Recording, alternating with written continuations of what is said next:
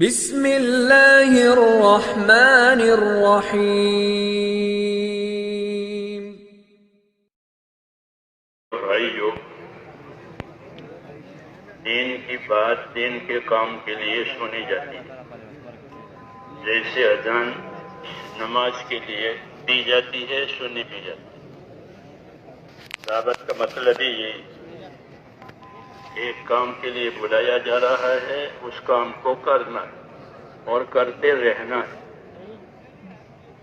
دین کی بات یعنی دعوت یہ دین کے کاموں کے لیے ہوتی ہے۔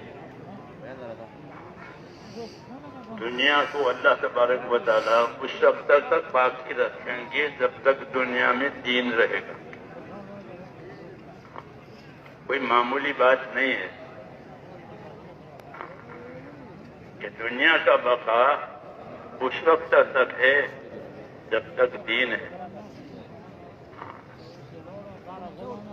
ایک آدمی بھی زمین پر اللہ اللہ کرنے والا رہے گا اور کچھ نہیں کرتا ہو، اللہ اللہ، تو اس کی وجہ سے یہ دنیا باقی اللہ رکھے گا، قیامت نہیں لائے گا۔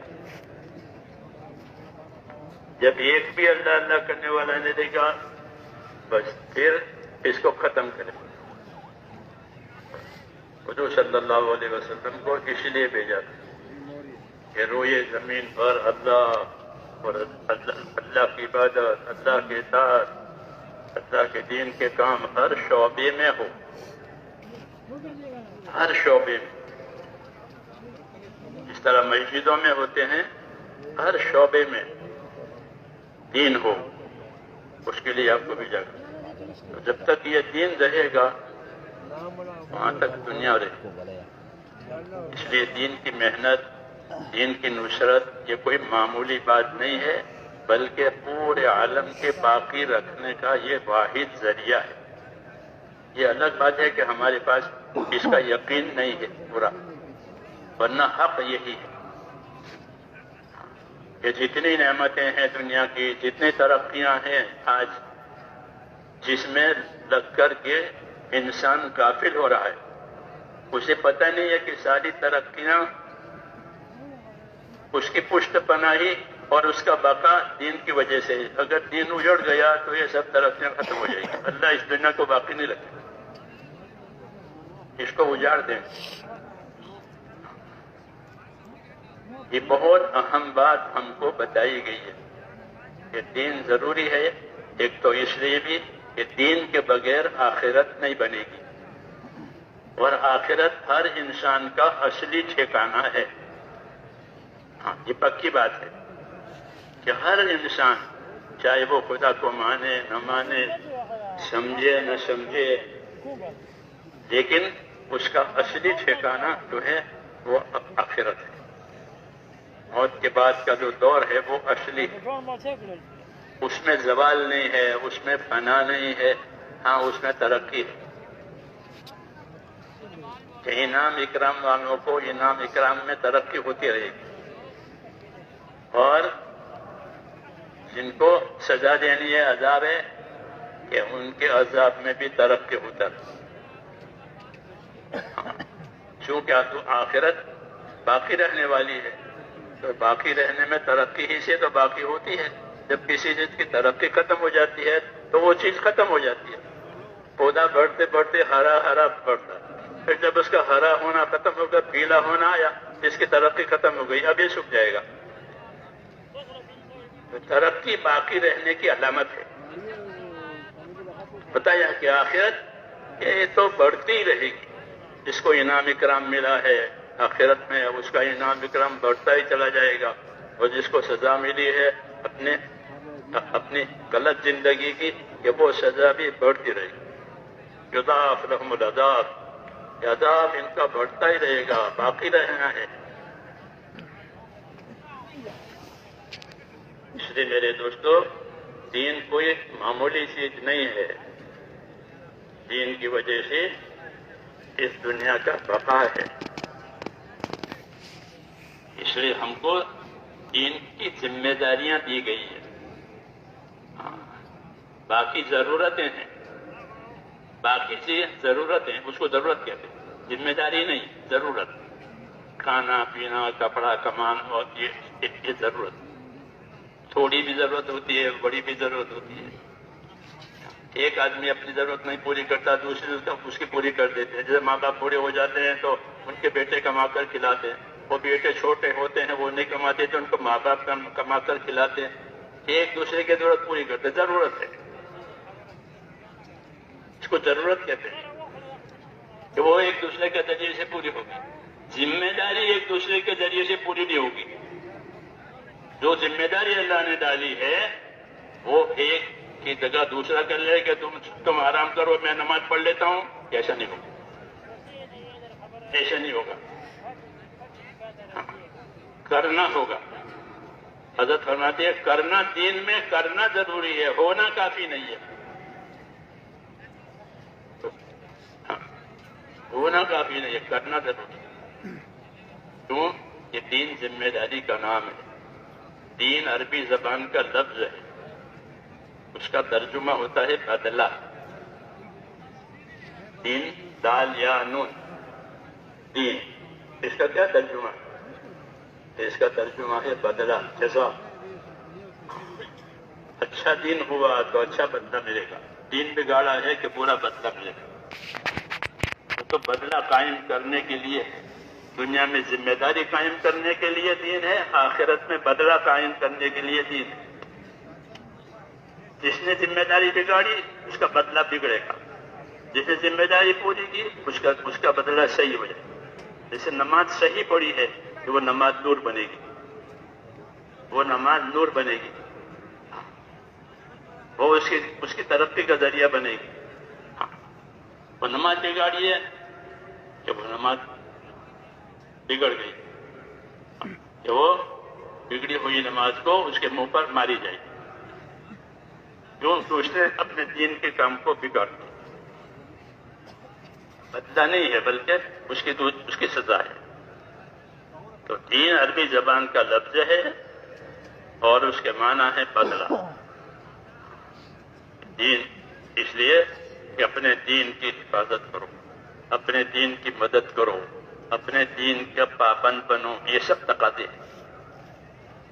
کیوں کہ یہی روح ہے۔ دنیا کی زندگی کو، دنیا کے سارے سامان کو ایک جسم تصور کرو تو اس کی جان جو ہے وہ دین ہے۔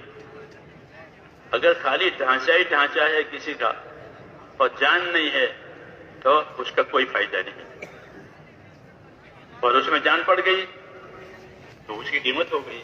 یہ بہت اچھا گھوڑا تھا، مر گیا کہ کوئی قیمت نہیں، کیوں؟ جان چلی گئی۔ دین ایک روح کی طرح ہے۔ ہاں، اللہ تعالیٰ نے یہ روح اتاری ہے ہمارے جسموں کے لیے بھی اور اس دنیا کی کائنات کے لیے بھی۔ یہ دنیا میں کیسی زندگی گزارو کہ روح والی، روح والی، روح سے مراد اطاعت والی زندگی میں اللہ تعالیٰ کی اطاعت، یہ ہر شعبے کی روح ہے۔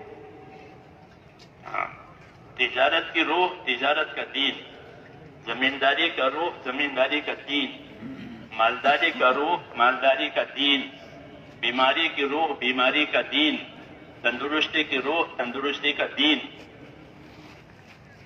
جتنی کیفیتیں حالتیں اس حالت کا دین۔ دین اسی طرح آیا ہے، دین اسی طرح آیا ہے لباس کی طرح سے۔ بدن کے حصے پر لباس ہر حصے کو ڈھانپتا ہے، آستینیں ہاتھ کو ڈھانپتی ہے، پائچے، اور اس طرح یہ بدن کے حصے کو ڈھانپتی ہے، اور بدن کی زینت بنتا ہے، بدن کی رونق بنتا ہے۔ یہ لباس اس لیے اتارا تھا کہ تمہارے بدن کا عیب چھپ جائے اور تمہارے بدن کی رونق ظاہر ہو جائے۔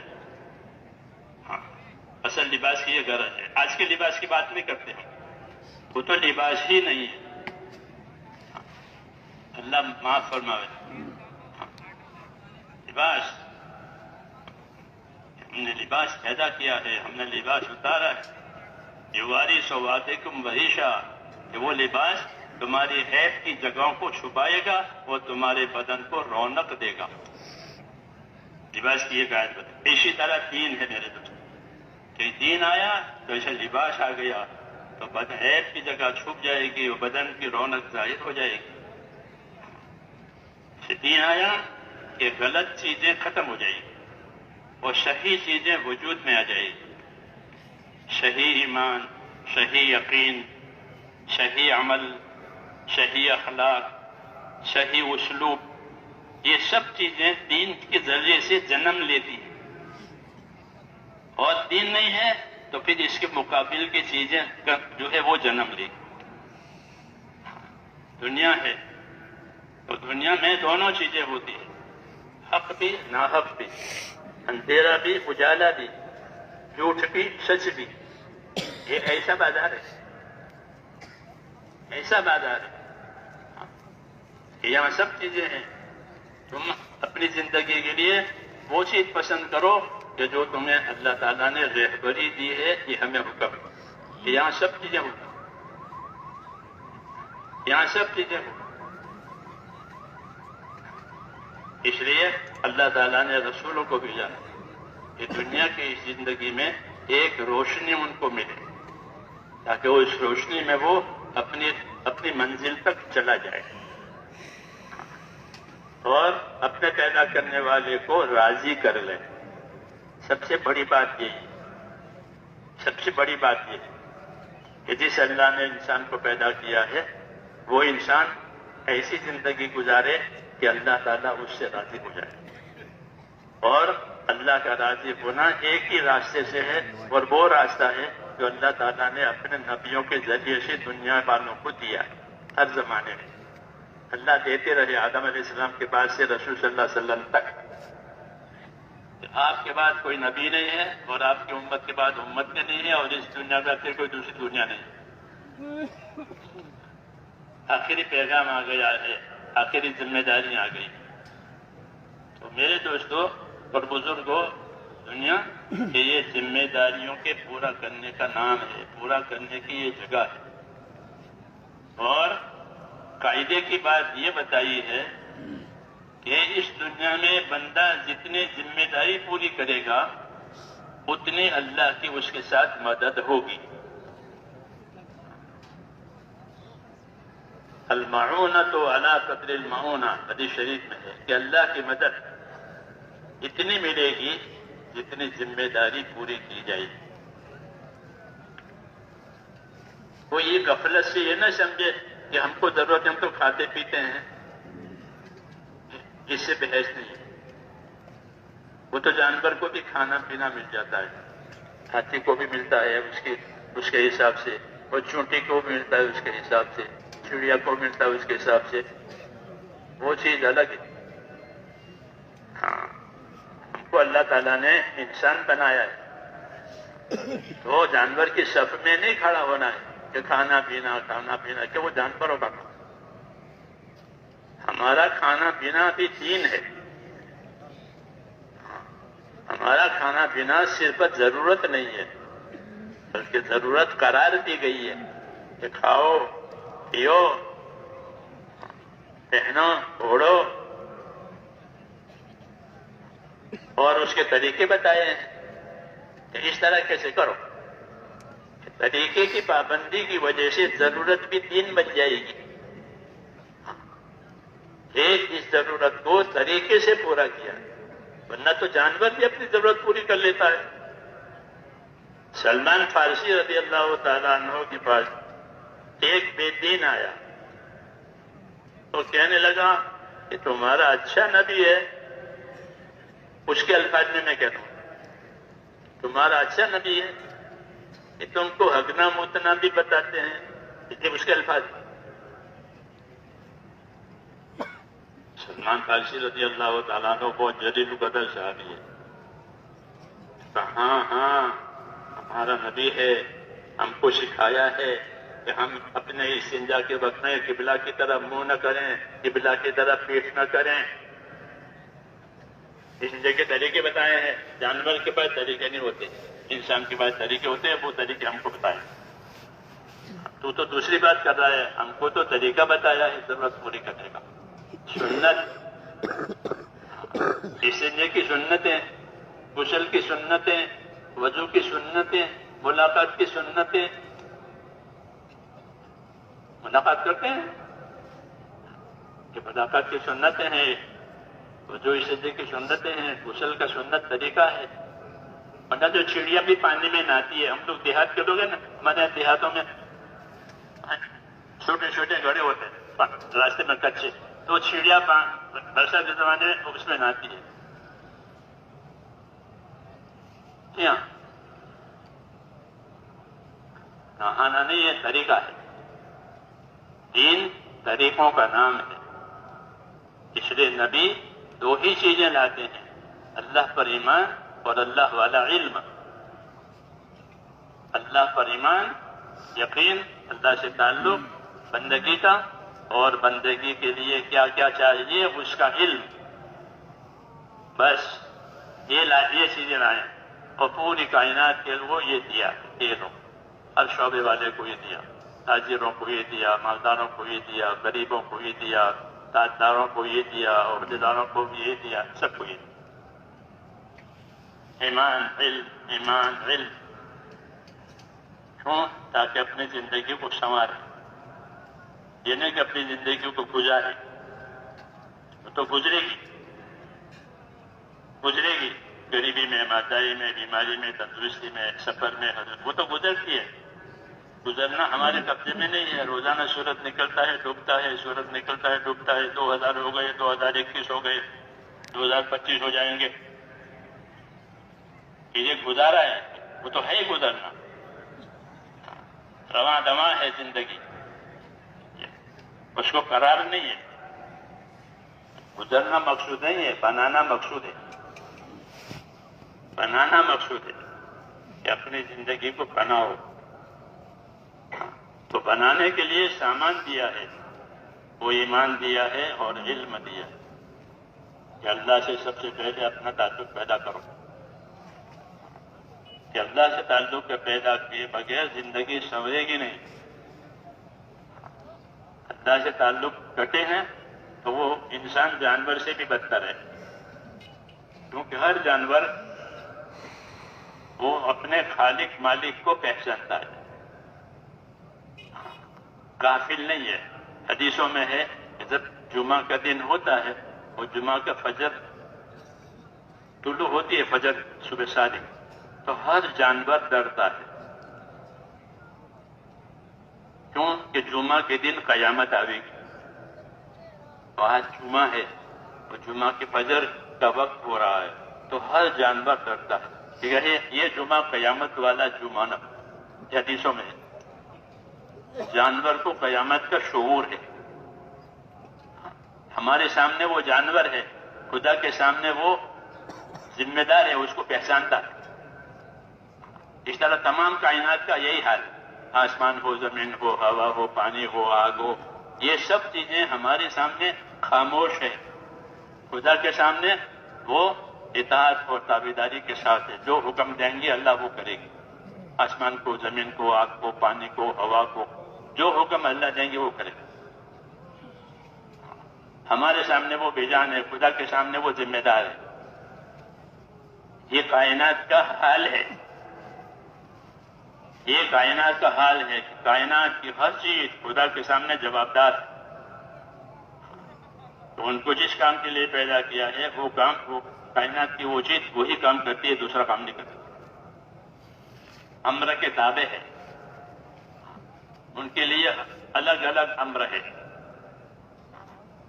اور وہ امر تشخیری ہے، یعنی خدمت والے امر اس کے ذمے. کائنات کی جتنی چیزیں ہیں ان کے ذمے خدمت کا کام دیا گیا ہے. ہوا کو، پانی کو، آگ کو، زمین کو، سورج کو، چاند کو، مخلوق کی خدمت کا کام ان کے ذمے ہے. مخلوق کی خدمت کے لیے کام تسخیر کہتے ہیں اس کو، کہ اللہ نے ان کو ایک کام دیا ہے، وہ ایک کام کا پابند. سورج کو ایک کام دیا ہے، سورج ایک کام کا پابند ہے. والشمس تجری لمستقر لها. سورج اپنی رفتار کے ایک طرح سے چلتا رہتا ہے. جن دنوں میں بڑا ہونا ہے ان دنوں میں دن بڑا ہو جائے گا، جن دنوں میں دن چھوٹا ہونا ہے ان دنوں میں دن چھوٹا ہو جائے گا. ایک پکی ترتیب ہے، ایک پکی ترتیب ہے. وہ سب جانتے ہیں. ایسے ہی کائنات کی ہر چیز کی ذمہ داری کی ان کی اپنی پکی ترتیب ہے. ہاں کہ جس خدمت کے لیے جس کام کے لیے وہ کائنات کی چیز پیدا ہوئی ہے وہ وہی کرے. بس پھر آخر میں وہ سب چیزیں فنا ہو جائیں گی. رہی انسانوں کی بات وہ الگ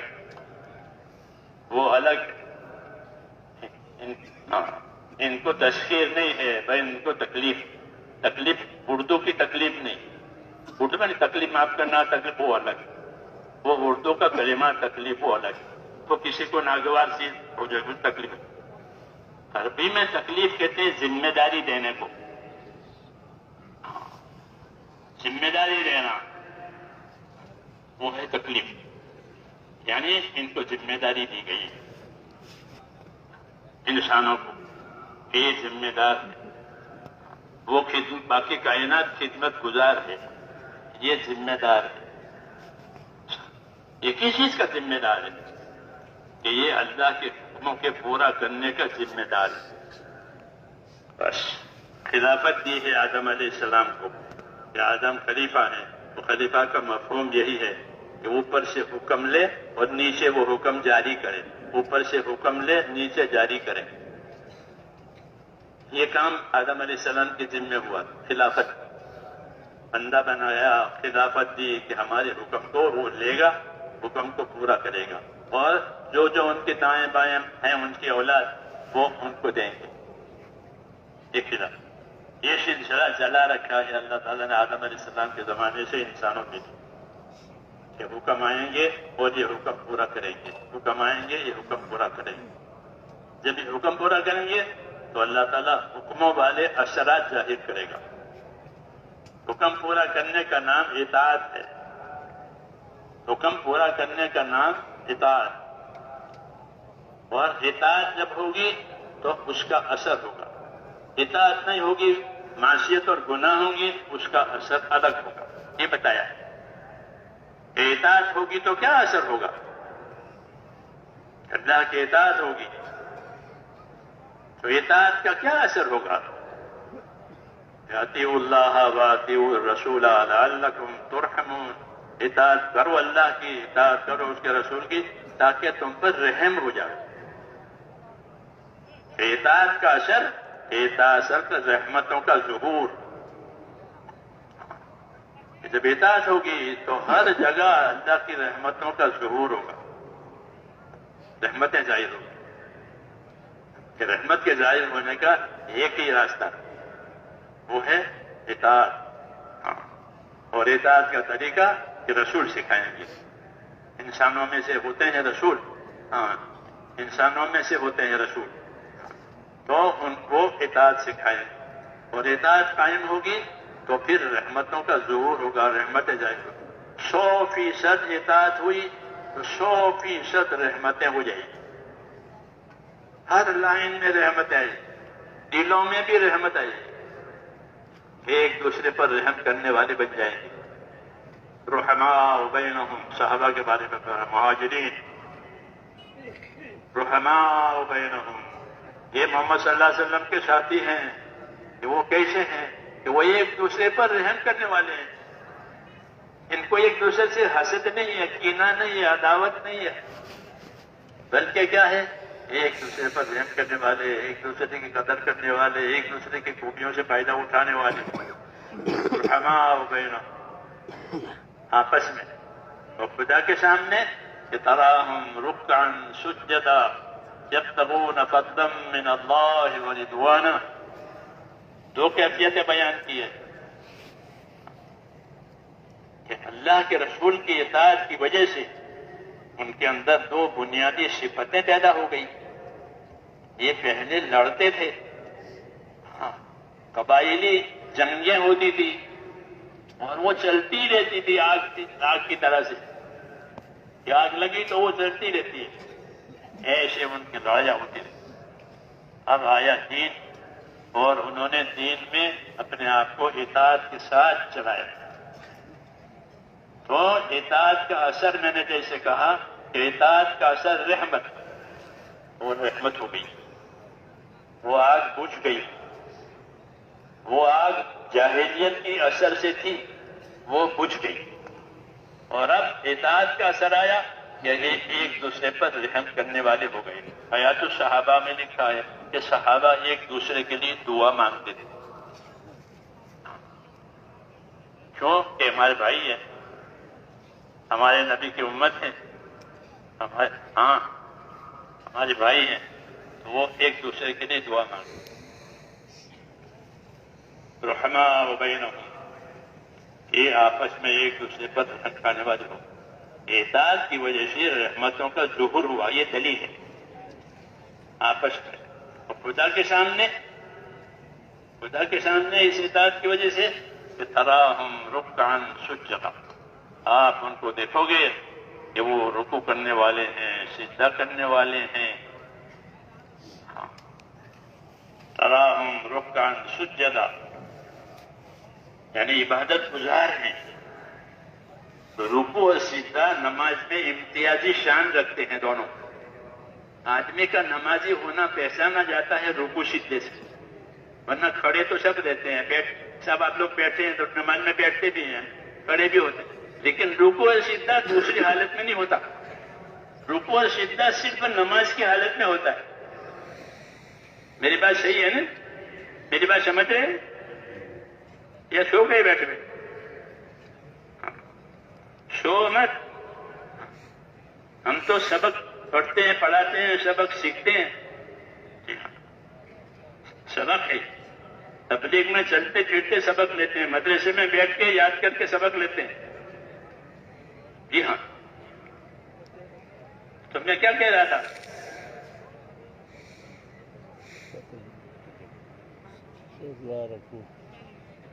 ہاں، صرف مجھے پابند نہ کرو، آپ حضرات بھی پابند رہے۔ ہاں، دونوں ہاتھ سے تالی بجتی ہے۔ اطاعت کا اثر جس کی بات ہو رہی تھی کہ وہ نہیں ہے، ایک دوسرے کی خیر میں خوش، ایک دوسرے کی تکلیف میں رنجیدہ۔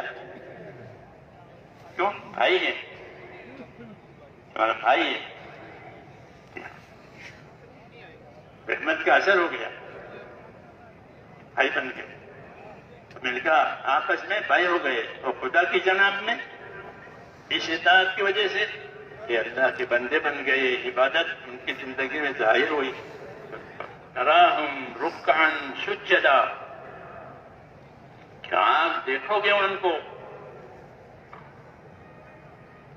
یہ اس وقت کہا جاتا ہے جب کوئی چیز کثرت ہوگی، تو کہا آپ دیکھ رہے ہیں ان کو، یعنی دیکھنا بہت آسان ہے کیونکہ ان میں یہ بات کثرت سے پائی جاتی ہے۔ تراہم رکعا سجدا، آپ دیکھو گے اب محمد صلی اللہ علیہ وسلم کے اصحاب کو کیسا دیکھو گے کہ رکوع کرنے والے، سجدہ کرنے والے، پورا جھکنے والے، آدھا جھکنے والے، رکوع میں آدھا جھکتا ہے، سجدے میں پورا پیشانی رکھ دیتا ہے اللہ کے سامنے۔ کیا آپ ان کو دیکھو گے؟ رکوع کرنے والے ہیں، سجدہ کرنے والے ہیں، تو میں نے کہا رکوع سجدہ کا کیوں نام لیا؟ رکوع اور سجدہ یہ نماز کی امتیازی صفت ہے، کہ کھڑا ہونا، بیٹھنا یہ تو دوسرے کاموں میں بھی ہوتا ہے، نہیں ہوتا؟ اب آپ حضرات بیٹھے ہیں، نماز تو نہیں ہے لیکن بیٹھے ہیں، پھر ابھی تشکیل میں کھڑے بھی ہو جائیں گے، ہاں، لیکن آپ تشکیل میں یا بیان سننے میں رکوع سجدہ نہیں کر سکتے، کر سکتے؟ تو یہ ان کی امتیازی صفت بتائی ہے عبادت گزاری میں، کہ آپ ان کو رکوع میں پاؤ گے، آپ ان میں سجدے میں پاؤ گے۔ عبادت کی شان ہے رکوع سجدہ، اور نماز کے امتیازی اعمال میں سے ہے رکوع اور سجدہ، یعنی وہ اتنی کثرت سے رکوع سجدہ کرنے والے ہیں کہ گویا یہ ان کی امتیازی شان ایک پہچاننے والی علامت بن گئی۔ روایتوں میں ہے کہ صحابہ کرام یہ نہیں کہ صرف اللہ کے راستے میں نکلتے تھے، ہمارے ذہن میں تو ایک ہی تصور ہو گیا کہ وہ اللہ کے راستے میں جاتے تھے اور جو ہے وہ شہید ہو جاتے تھے. اتنا نہیں ہے، بلکہ وہ اللہ کی عبادت بھی بہت کرتے تھے، اللہ کا ذکر بھی بہت کرتے تھے، توبہ استغفار بھی بہت کرتے تھے. ہاں، توبہ استغفار کہ بہت. ابو حریرہ جب تک 12,000 مرتبہ استغفار نہ کر لے سوتے نہیں تھے. ہاں، ان کی سیرت دیکھیں کہ وہ اللہ کے اطاعت میں تراہم رکعا سجدا، کہ آپ ان کو پائیں گے رکوع میں سجدوں میں. ان کا رکوع سجدہ یہ نماز کی امتیازی صفت ہے، یہ دوسری جگہ کہیں نہیں ہے. روزہ رکھے تو رکوع سجدہ نہیں ہے، حج کرے تو رکوع سجدہ ہے نہیں، اسی میں ہے امتیازی صفت اللہ کے سامنے جھکنے کی اور بندگی کی شان ظاہر کرنے کی. آپ ان کو رکوع سجدوں میں پائیں گے، رکوع سجدوں میں دیکھیں گے. یعنی اس اطاعت کے نتیجے میں آپس میں بھائی بھی بنے ہوئے ہیں اور خدا کی عبادت میں بھی کثرت سے لگنے والے ہیں. یہ اطاعت کا اثر ہوا ہے کہ ان کو اطاعت کی دعوت دی گئی کہ اللہ کی بات مانو، تو وہ اطاعت کو اپنی زندگی کی گویا ایک غذا بنائی.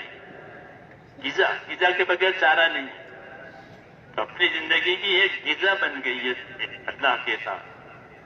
اور اطاعت بھی وہ حضرات کرتے تھے عظمت اور محبت سے، بوجھ سے نہیں. ہم اپنے ایمان کی کمزوری کی وجہ سے اطاعت کے کاموں کو بوجھ محسوس کرتے ہیں. ہاں، بوجھ، کہ نماز بھی بوجھ ہو رہی ہے، زکوٰۃ بھی بوجھ ہو رہی ہے، حج بھی بوجھ ہو رہا ہے، تبلیغ بھی بوجھ، لیکن برداشت کرتے ہیں کیونکہ ایمان ہے اندر. لیکن ان کی یہ بات بدل گئی، ان کے لیے بوجھ نہیں ہے، بلکہ کیا ہے کہ شوق ہے، خوشی ہے کہ مجھے اللہ تعالیٰ نے اس کا موقع دیا.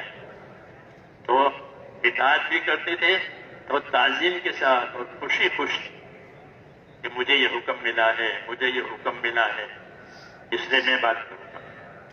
ان کی اطاعت وہ اصلی چیز ہے. اطاعت کہ زندگی میں اللہ تعالیٰ کے حکموں کی تابعداری آ جائے، وہ زندگی کا اصلی جوہر ہے اور نبوت کا اصلی مقصد ہے.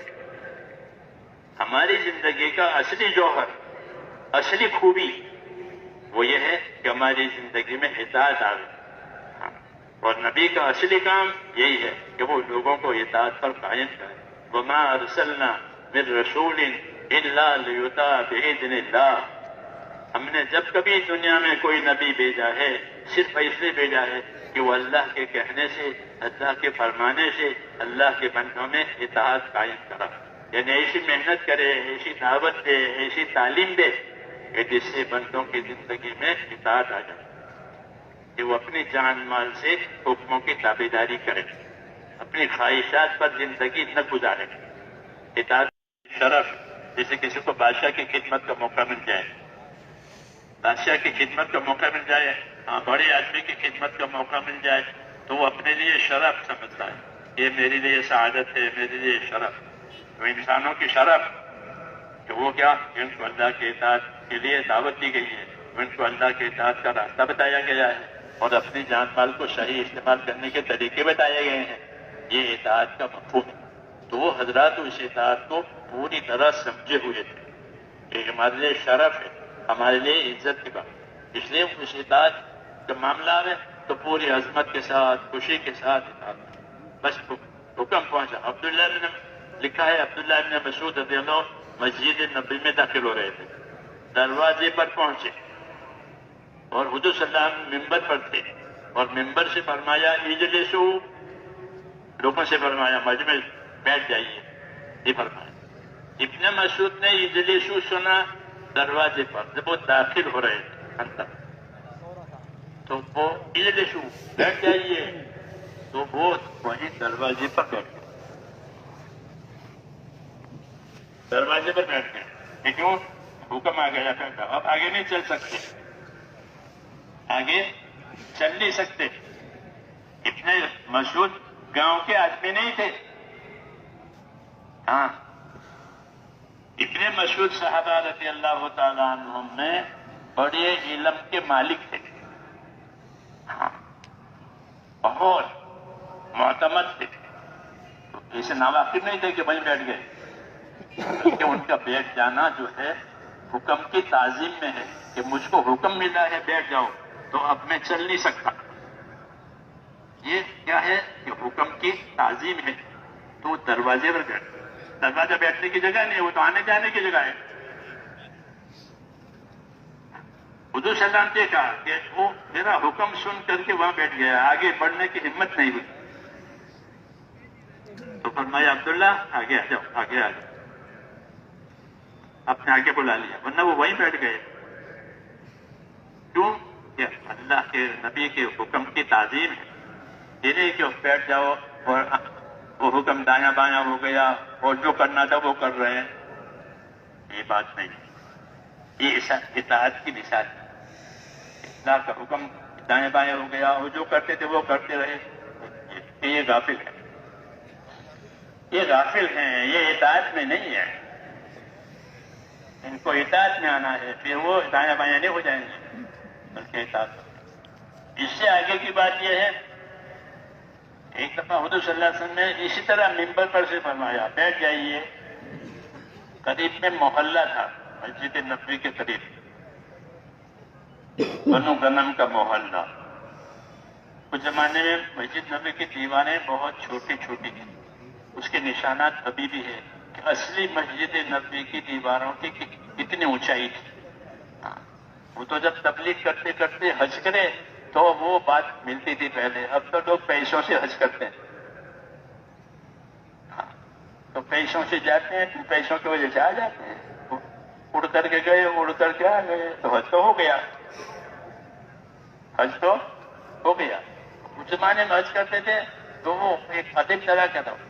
جماعتیں جاتی تھی، پیدل بھی جاتی تھی، سواری بھی جاتی تھی، پھر حج بھی کرتی تھی. تو وہ حج اس محنت کے ساتھ ہوتا تھا. پھر وہاں بھی محنت والے ہوتے تھے، وہ بتاتے تھے یہ مسجد نبوی کی یہ اصلی حد ہے، یہاں یہ ہوتا تھا، یہ ہوتا تھا. شیخ خیاط وغیرہ اس زمانے میں ہوتے تھے، پرانے مہاجرین یہاں سے گئے ہوئے. تو وہ ہم لوگوں کو سکھاتے تھے. 40-45 سال پہلے کی بات ہے. تو پتا کہ مسجد نبی کی یہ حد ہے، اتنی دیواریں تھی، اتنی اونچائی تھی، یہاں یہ تھا، یہاں یہ تھا. تو دیواریں مسجد نبی کی چھوٹی تھی، اس لیے آواز باہر جاتی. تو عبداللہ ابن رواحہ قریب کے محلے میں تھے، بنو غنم کا محلہ وہ قریب میں تھا. انہوں نے وہ اجلسو بیٹھ جاؤ یہ سنا، وہ وہیں بیٹھ گئے.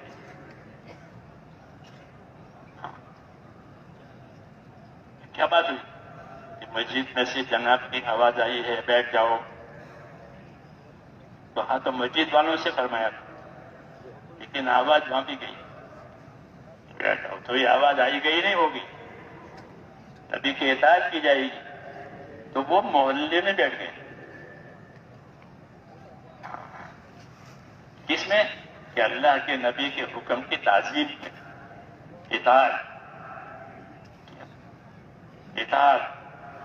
لوگوں نے عرض کیا یا رسول اللہ، عبداللہ ابن رواحہ وہاں محلے میں بیٹھ گئے. کیوں؟ کہ آپ نے فرمایا اجلسو، تو وہ وہیں بیٹھ گئے.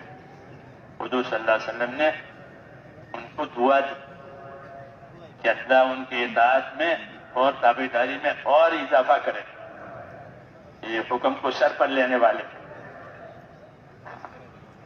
تو زندگی کی اصلی کائنات میرے دوستو یہ ہے کہ ہماری زندگی میں اللہ کے حکموں کی اطاعت اور تابعداری آوے نبی کے طریقے سے. یہی کلمے کا مفہوم ہے، یہی کلمے کا تقاضا ہے، وہ اسی کی ضرورت ہے. زندگی کلمے والی بنے، لا الہ الا اللہ محمد رسول اللہ. جب یہ زندگی آئے گی تو یہ زندگی حکموں کی پابند ہوگی اور باقی تمام مشکلات میں سے آزاد ہو جائے گی. ہاں، حکموں کی پابندی ہوگی، باقی مشکلات میں سے آزاد ہو جائے گی. آج تو مشکلات میں ہم پابند ہیں اور کلمے کے پابند نہیں. کلمے والی زندگی کے پابند نہیں ہے تو مشکلات کے پابند. کلمے والی زندگی کا اثر الگ ہے اور یہ زندگی نہیں ہے تو اس کا اثر الگ ہے.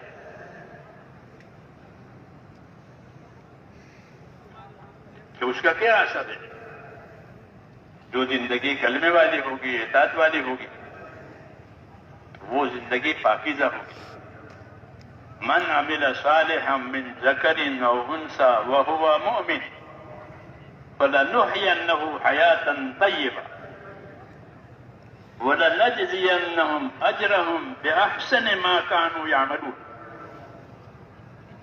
یہ فرمایا من عمل صالحا، کہ دو آدمی نیک عمل کرے ایمان کے ساتھ، اخلاص کے ساتھ. من عمل صالحا من ذکر او انثى، چاہے مرد ہو چاہے عورت، کوئی بھی، وہ ایمان اور یقین کے اخلاص کے ساتھ نیک عمل کرے. تو یہ ایمانی زندگی کے کیا اثرات ہوں گے؟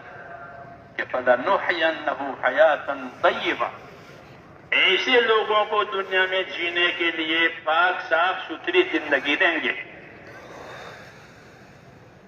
یہ فرق کلمے والی زندگی اور اس کے علاوہ کی. ایسے لوگوں کو دنیا میں جینے کے لیے پاک صاف زندگی دیں گے. فَلَنُحْيَنَّهُ حَيَاةً طَيِّبَةً، پاک زندگی، ستھری زندگی، پریشانیوں سے، دشمنیوں سے، بے برکتی سے، بے عملی سے، یہ زندگیاں پاک ہو. یہ زندگیاں ان پریشانیوں سے پاک ہو. ان کے اسباب میں برکتیں ہوگی. پاک زندگی کا یہ اثر کہ ان کو جو اسباب ملے ہیں ان کے اسباب میں برکتیں ہوگی، ان کی دعاؤں میں قبولیت ہوگی. یہ پاک زندگی کے اثرات ہیں کہ ایمان اور اعمال والی زندگی، کلمے والی زندگی اگر وجود میں آتی ہے تو وہ زندگی پاکیزہ ہے. ایسے لوگوں کو دنیا میں جینے کے لیے پاک فرمایا فَلَنُحْيَنَّهُ حَيَاةً طَيِّبَةً. اللہ کہتے ہیں ہم ان کو جینے کے لیے پاک زندگی دیں گے. یہ پاک زندگی کے اثرات ہیں کہ وہ پریشانیوں سے، دشمنیوں سے اور دوسری خرابیوں سے یہ پاک ہوگی اور ان کے اسباب میں برکت ہوگی، ان کی دعاؤں میں قبولیت ہوگی، ان کی حاجتیں پوری ہونے میں آسانیاں ہوگی. یہ سب ہے پاک زندگی کے اثرات جس کے لیے انسانیت محتاج ہے کہ ان کی زندگی میں یہ چیزیں پیدا ہوں. تو اس کا اثر بتایا کہ ایمان کے ساتھ جب اعمال وجود میں آ جائیں گے مطلوبہ، تو اللہ تعالیٰ جینے کے لیے دنیا میں پاک زندگی دے. یہ تو دنیا میں ہوگا، یہ تو دنیا میں ہوگا. اور آخرت کا معاملہ الگ ہے. وَلَنَجْزِيَنَّهُمْ أَجْرَهُمْ بِأَحْسَنِ مَا كَانُوا يَعْمَلُونَ. اور ان کو جو اجر و انعام دیا جائے گا وہ تو بہت اچھا اور اونچے انداز کا اجر و انعام کو دیا جائے گا. وہ تو اللہ ہی جانتا ہے کہ ان کو کیا دینا ہے، اور اللہ نے ان کی آنکھوں کی ٹھنڈک کیا کیا سامان کیا ہے کہ جب وہ دیکھے گا اپنے آخرت میں تو اس کی آنکھیں ٹھنڈی ہو جائیں گی. یہ کس کے لیے؟ یہ آپ کے لیے، یہ آپ کے لیے ہے. کیوں؟ کہ آپ نے زندگی کو صحیح بنایا. تو میں نے کہا ایک زندگی پاکیزہ زندگی ہوتی ہے، وہ ایمان اور اعمال کی برکت سے دی جاتی ہے. پاک زندگی، اس کے وہ اثرات ہیں جو میں نے عرض کی. اور یہ بات نہیں ہے تو زندگی میں پھر تنگیاں ہوتی، ہر قسم کی تنگیاں، ہر قسم کے الجھن. اس لیے یہ بات کہی جاتی ہے کہ اللہ کی رحمتوں کا ظہور جو ہوگا وہ اللہ کی اطاعت سے ہوگا. اس لیے اطاعت کی دعوت ہے کہ اللہ کو اور اس کے رسول کو اپنی تابعداری سے خوش کرو. اللہ کو خوش کرو، رسول کو خوش کرو ان کی تابعداری سے. اور دین سیکھو، یہ ہم کو دعوت ہے کہ اپنا دین سیکھو. نسلی دین کافی نہیں ہے، ہمارے پاس نسلی دین ہے، ہمیں باپ دادا اوپر کے دادا الحمدللہ سب مسلمان تھے، اس لیے نسل سے دین چلا آیا. تو نسلی دین وہ ٹھیک ہے، لیکن ضرورت اصلی دین کی. اصلی دین وہ ہے جو حضرت محمد صلی اللہ علیہ وسلم لے کر آئے. آپ نے اس کی دعوت بھی دی، آپ نے اس کی تعلیم بھی دی، اس کی تربیت بھی کی، اور کو سکھایا، پہنچایا، سمجھایا. ہر زندگی کے ہر شعبے کو آپ صلی اللہ علیہ وسلم نے اس شعبے کا دین دیا. تبلیغ کا مطلب یہ کہ زندگی کے جتنے شعبے ہیں اس شعبے کا دین مل جائے. جیسے بدن کے ہر حصے میں روح پھیلی ہوئی، بدن کے ہر حصے میں روح پھیلی ہوئی. ہاتھوں میں روح ہے، کانوں میں روح ہے، پاؤں میں روح ہے، آنکھوں میں. تو روح کی وجہ سے بدن کا ہر حصہ اپنا کام کرتا ہے نہیں یہ بات. اور کسی حصے میں سے روح نکل گئی، مثلا ہاتھ شل ہو گیا، سوکھ گیا، اب اس میں سے خون کا دوران بند ہے، تو یہ ہاتھ کام کرے گا کہ نہیں کر سکتا؟ یہ ہاتھ پورے بدن کے لیے بوجھ ہے کہ اس کو کاٹ کے پھینک بھی نہیں سکتے اور اس سے کام بھی نہیں لے سکتے، کیونکہ اس میں سے جان نکل گئی. تو کاٹ کے بھی نہیں پھینک سکتے اور کام بھی نہیں لے سکتے، تو یہ پورے بدن کے لیے بوجھ. ایسے ہی میرے دوستو زندگی کے جس شعبے میں سے دین نکل جائے گا وہ زندگی کا وہ شعبہ دوسرے شعبے والوں کے لیے بوجھ بنے گا. اس لیے تبلیغ آئی ہے اللہ کی طرف سے کہ زندگی کے ہر شعبے میں دین اس طرح پہنچاؤ جس طرح بدن کے ہر حصے میں اللہ نے روح پھیلائی. ٹھیک ہے، تو کذالک انزلنا الیک روحا من امرنا، ہم نے آپ کی طرف ایک روح اتاری ہے. دین کی اور قرآن کی ایسی مثال ہے. اس لیے زندگی کے ہر شعبے کے لیے یہ روح ہے. اگر تاجروں کا شعبہ اس میں سے دین نکل گیا تو وہ اپنی تجارتوں میں بے ایمانی کریں گے، نقصان پہنچائیں گے اور نفع کمائیں گے. شعیب علیہ السلام کو تاجروں کی اس شعبے کی اصلاح کے لیے بھیجا تھا، انہوں نے حد کر دی ہے اپنی تجارتوں میں، حد کر دی ہے. تو ان کی اصلاح کے اس شعبے کے اصلاح کے لیے شعیب علیہ السلام آئے اور انہوں نے ان کو اپنے ایمان یقین کے صحیح کرنے کی بھی دعوت دی اور ساتھ ساتھ اپنے شعبے کو یا اپنی تجارتوں کو صحیح کرنے کی بھی دعوت دی. تمہاری تجارت غلط ہونے سے لوگوں کو نقصان ہو رہا ہے، ان کے مالوں میں، ان کی چیزوں میں. ہاں، کہ جھکتا لیتے ہو اور جب دینا ہے تو اونچا دیتے ہو، ناپ تول میں کمی کرتے ہو، اور دوسری خرابیاں ان کی تجارتوں میں. یہ تجارت کا شعبہ خراب ہو گیا تو اس کی اصلاح کے لیے نبی آیا. اس طرح مختلف شعبے اس زمانے میں خراب ہوتے تھے تو مختلف شعبوں کی اصلاح کے لیے نبی آتا تھا کہ تمہیں اس شعبے کو اس طرح چلنا ہے، اس شعبے کو اس طرح چلنا. حضور صلی اللہ علیہ وسلم کو تمام شعبوں کی رہبری کے لیے پورا دین دیا. آپ کو دین کامل دیا. آپ تاجروں کے لیے بھی دعوت دیتے ہیں، تاجروں کو بھی دعوت دیتے ہیں، حاکموں کو بھی دعوت دیتے ہیں، مزدوروں کو بھی دعوت دیتے ہیں، مالداروں کو بھی دعوت دیتے ہیں، ہر شعبے والے. اور ہر شعبے والے کو اس کا دین دیتے ہیں. وہ کہتے ہیں اپنے دین پر رہو، اور دین نہیں معلوم ہے تو ہم سے پوچھو، ہم سے پوچھو کہ اس کا کیا طریقہ. تو صحابہ کرام نے میرے دوستو رسول صلی اللہ علیہ وسلم سے دین اس طرح لیا، نسلی دین نہیں بلکہ اصلی دین. اس میں ایمان بھی ہے، یقین بھی ہے، اعمال بھی ہے، طریقے بھی ہیں، حقوق کی ادائیگی بھی ہے، آخرت کی فکر بھی ہے، سب چیز. آخرت کے بارے میں بھی وہ حضرات بہت فکر مند رہتے تھے. ہاں، ہماری طرح سے رواں دواں نہیں.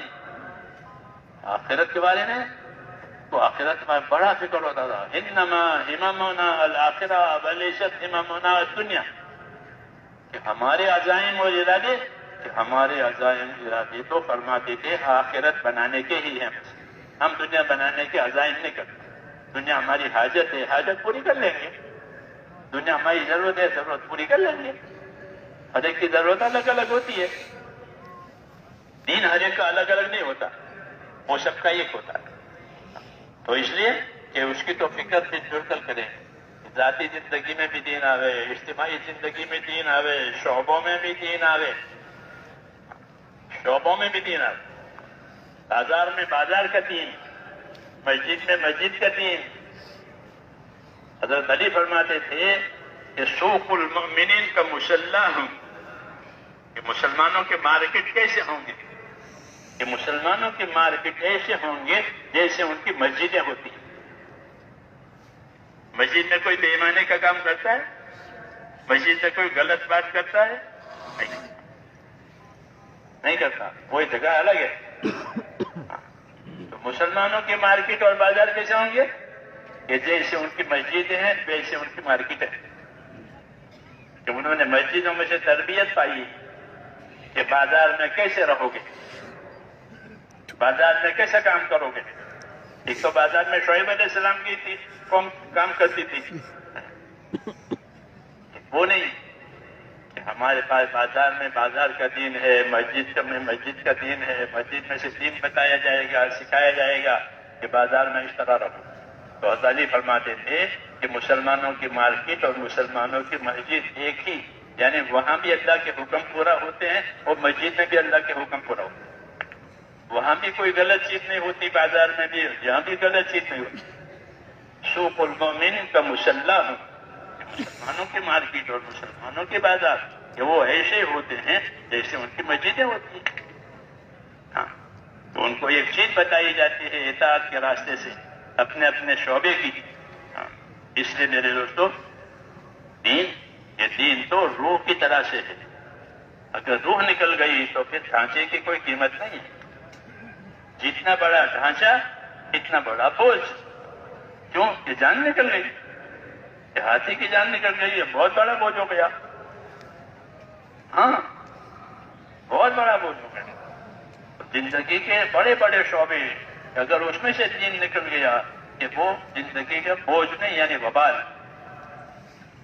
کہ اس میں دین نہیں ہے، مال ہے اور دین نہیں ہے کہ مال وبال ہے، عہدے ہیں، اقتدار ہیں، کاروبار ہیں اور اس میں دین نہیں ہے کہ یہ وبال ہے۔ جسے جان نکل گئی تو اب کیا کریں گے؟ کہ بیٹا تھا، اکیلا تھا لیکن مر گیا، تو کیا کریں گے؟ کہ ختم، اب اس سے کوئی چیز متعلق نہیں ہے، کوئی چیز متعلق نہیں ہے، کہ جان نکل گئی ہے۔ اس لیے میرا دین روح کی طرح سے، اس لیے دین کی دعوت ہے، دین کی تعلیم ہے، دین کی محنت ہے، دین کا سیکھنے سکھانا ہے، اسی سے تو سارے شعبوں میں جان پڑے گی،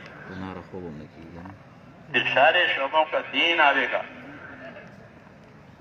سارے شعبوں کا دین، حضور صلی اللہ علیہ وسلم تمام شعبوں کا دین۔ جب صحابہ کو یہ دعوت پہنچی کہ اپنے اپنے شعبے میں اپنے اپنے دین لاؤ، تو پوچھنے آتے تھے کہ ہم فلاں کام کرتے ہیں، اس کا کیا دین ہے،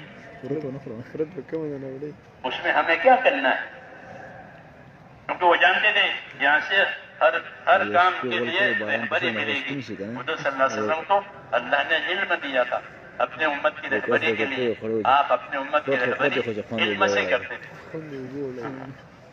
23 برس تک وحی آئی ہے، اس وحی میں یہی علم اترا ہے کہ دنیا سے آخرت کیسے بناؤ گے، دنیا سے آخرت کیسے بناؤ گے تاکہ آخرت میں خوش خوش جاؤ کہ ہماری آخرت بنی ہوئی ہے۔ جیسے نئی عمارت بن رہی تھی تو اب نئی عمارت میں جب رہنے کے لیے جائیں گے اپنے کنبے کے ساتھ تو خوش خوش کہ وہ پرانا کرایہ کا مکان تھا وہ چھوٹ گیا، الحمدللہ، اب اللہ نے ہم کو مکان دے دیا نیا، اب خوش خوش اس میں جائیں گے، دعوت کریں گے اور لوگ مبارکباد دیں گے۔ ایسے آخرت میں آدمی جائے گا اپنے آخرت میں تو خوش، فرشتے مبارکباد دیں گے، فرشتے سلامی دیں گے اور یہ خوش، کیوں کہ اس کو بنایا ہے۔ تو ہم کو میرے دوستوں، تو اس لیے وہ حضرات اپنی دنیا سے آخرت بنانے کے راستے پوچھتے رہتے تھے ہمارے یہاں پوچھنے کا رواج ہی ختم ہو گیا. جیسا ہوتا ہے ویسا کر لو، لوگ کرتے ہیں ویسا کر لو. وضو کرتے تو ہم بھی وضو کر لیں، نماز پڑھیں ہم نماز کر لیں، حج کرتے تو ہم بھی کر لیں. دیکھا دیکھی. دین دیکھا دیکھی نہیں ہوتا. دین کا تو سیکھنا اور سمجھنا ضروری ہے، کیونکہ اس پر نجات کا دار و مدار ہے. بغیر دین کے نجات نہیں ہوگی، بغیر دین کے عذاب ہوگا. اس لیے اس کا سیکھنا، سمجھنا، پوچھنا، جاننا ضروری. تو یہ حضرات پوچھتے رہتے ہیں کہ ہم تو فلاں کام کرتے ہیں، اس کا کیا دین ہے؟ ایک صحابی عدی ابن حاتم تائی کے بیٹے ہیں. یہ حاتم تائی بہت بڑا سخی گزرا ہے عرب میں، نصرانی مذہب کا آدمی تھا وہ. اس نے رسول صلی اللہ علیہ وسلم کا زمانہ نہیں پایا. حاتم تائی کی صحابت مشہور ہے، کتابوں میں اسے قصے ہوتے ہیں. تھا بھی بہت سخی، نصرانی مذہب رکھتا تھا. اس نے رسول صلی اللہ علیہ وسلم کا زمانہ نبوت کا نہیں پایا، بلکہ حضور صلی اللہ علیہ وسلم کی عمر جب 8 سال کی تھی تو اس سال میں وہ مرا ہے اپنے مذہب پر. جس سال میں حضرت عبد المطلب حضور صلی اللہ علیہ وسلم کے دادا جان کی وفات ہوئی ہے، اسی سال میں وہ بھی مرا ہے. اس نے اسلام نہیں پایا. لیکن اس کے بیٹے آئے عدی، وہ حضور صلی اللہ علیہ وسلم کی دعوت انہوں نے قبول کی تھی. وہ اپنے مذہب کے پڑھے لکھے آدمی تھے، پڑھے لکھے آدمی تھے، وہ بڑے سمجھدار آدمی تھے اور لمبی عمر انہوں نے پائی، کتابوں میں لکھا ہے. وہ حضور صلی اللہ علیہ وسلم کے پاس آئے، یا رسول اللہ ہمارا مسئلہ ہے. کیا مسئلہ ہے؟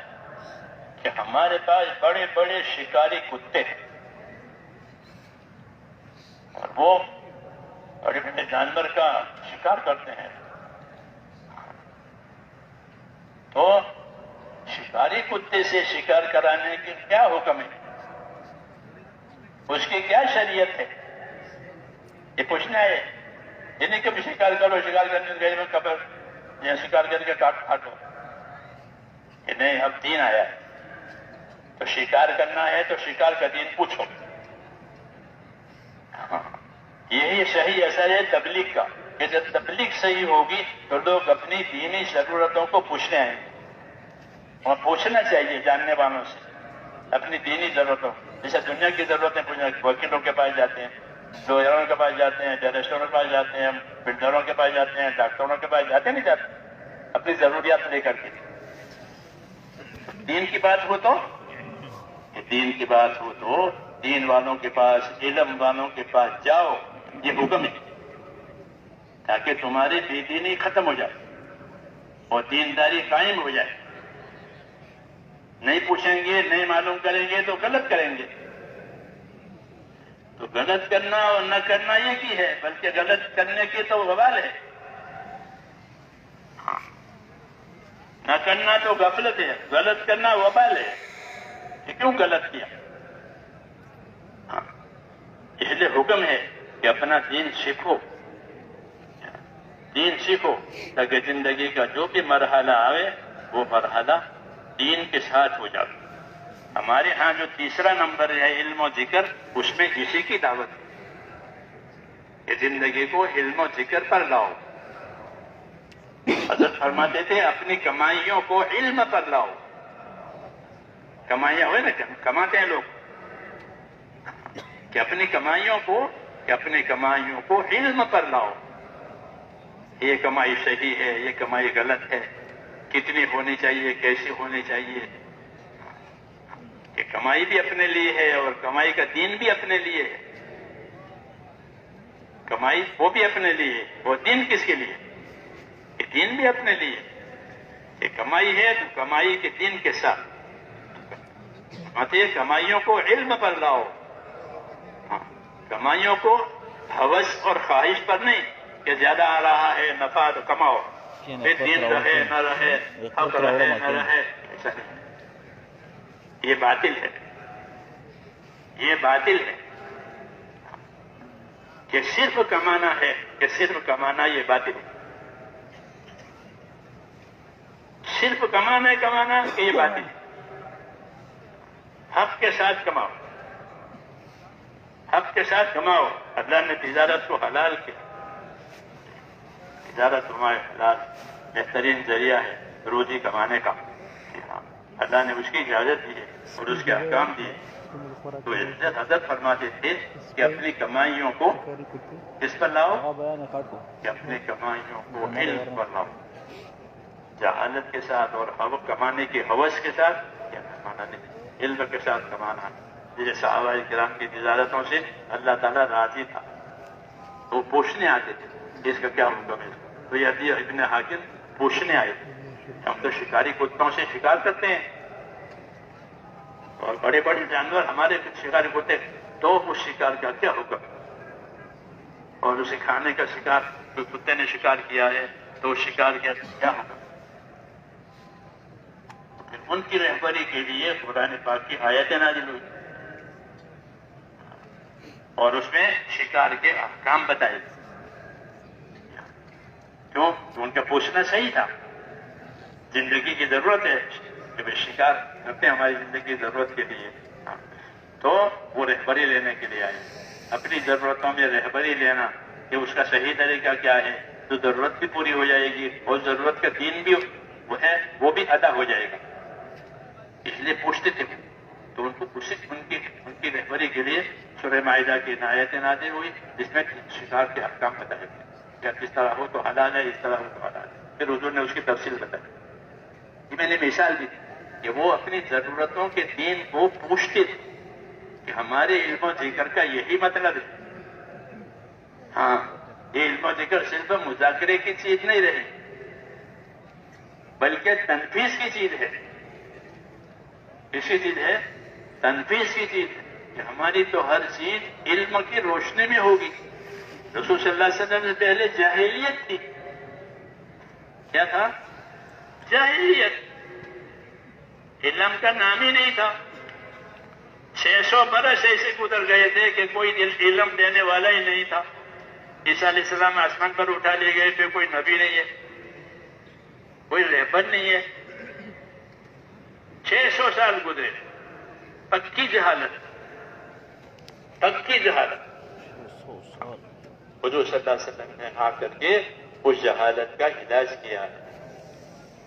آپ نے لوگوں کو اللہ کی طرف بلایا، اللہ کے انعام اکرام بتائے، اللہ کا حق بتایا کہ اللہ کا کیا حق ہے. تم کو اللہ نے پیدا کیا ہے، تم کو اللہ روزی دیتا ہے، تم کو اللہ تندرستی دیتا ہے، تو اس کا کیا حق ہے؟ کہ اس کا حق یہ ہے کہ اسی کی عبادت کی جائے گی، اس کے ساتھ کسی کو شریک نہیں کیا جائے گا. یہاں سے کام شروع ہوا، یہاں سے کام شروع ہوا. پھر جو بات آگے بڑھی، آگے رہبری آتی گئی اللہ کی طرف سے زندگی کے دوسروں شعبوں کے لیے، یہاں تک کہ 23 برس کی مدت میں دین بھی پورا ہو گیا اور دین کی محنت کی ترتیب بھی پوری ہو گئی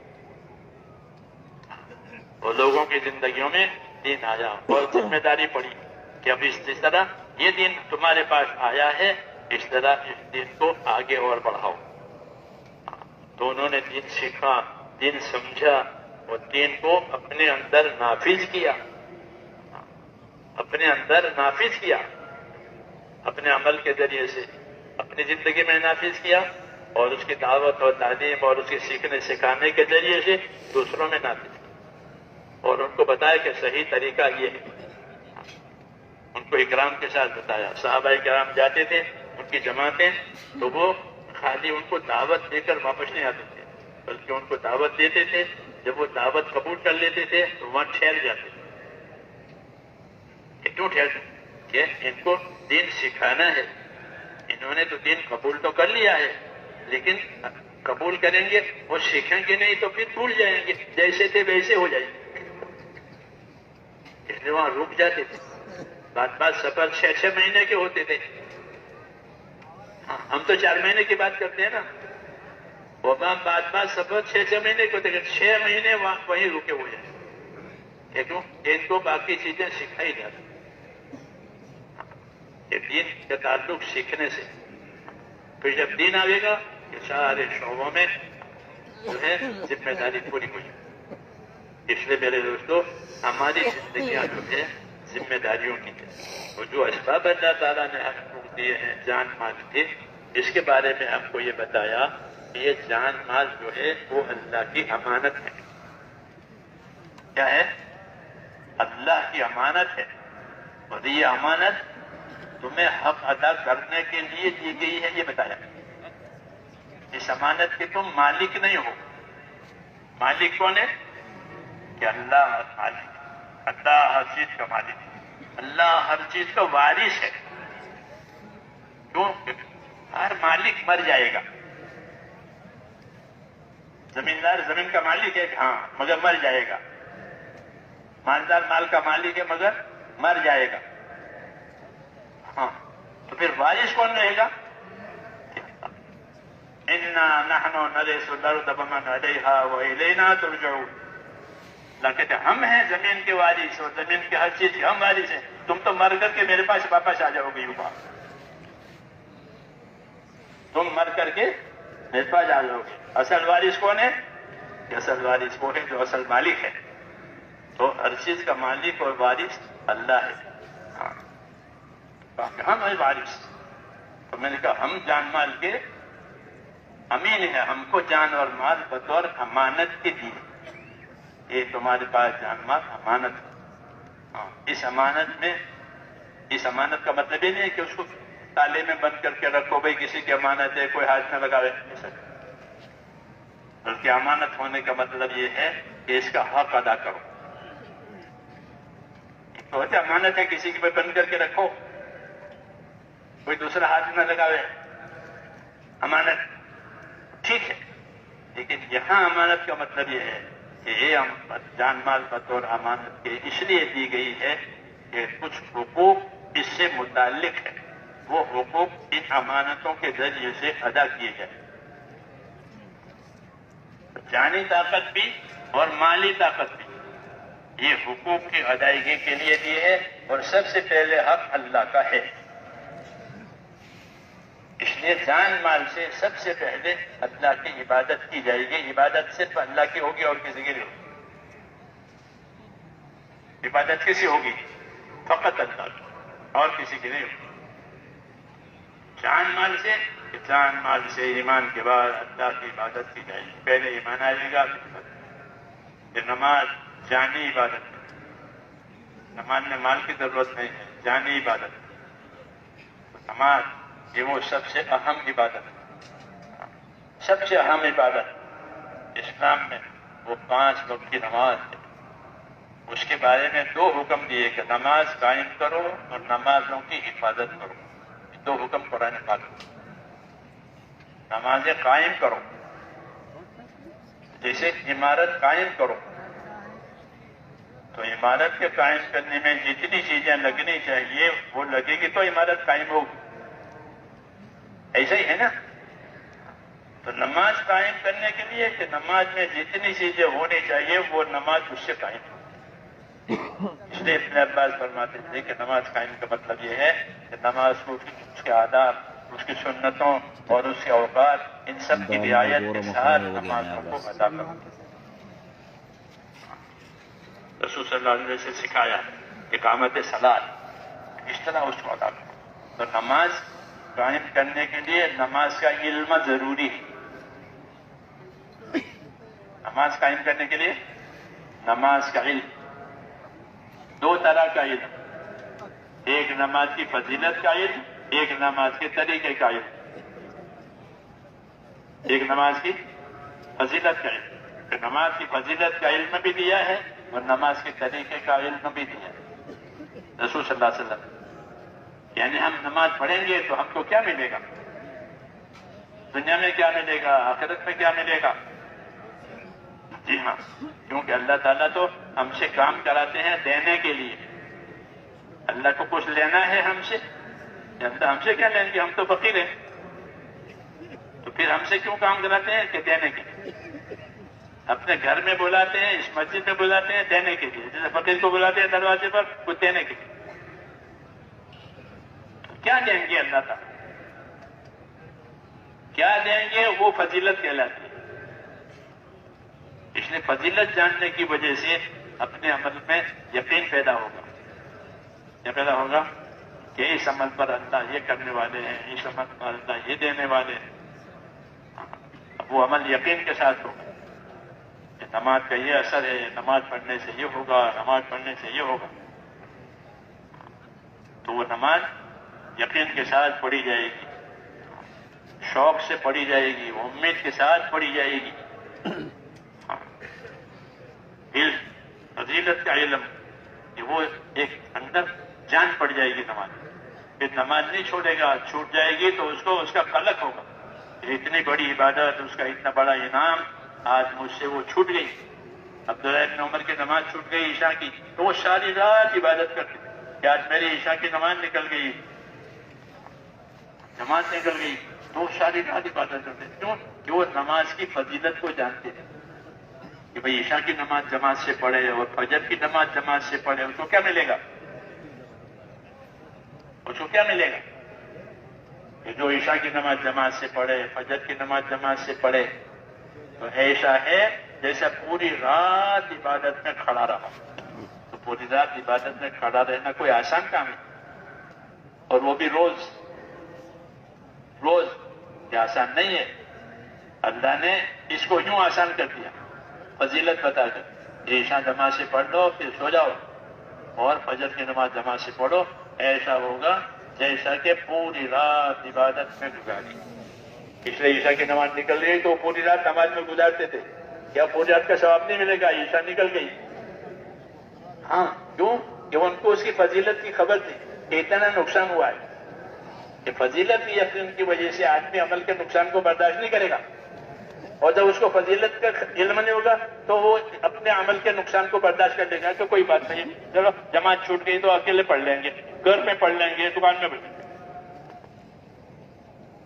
یہ تو عبادت نہیں ہوئی، آزادی ہوئی، غفلت ہوئی۔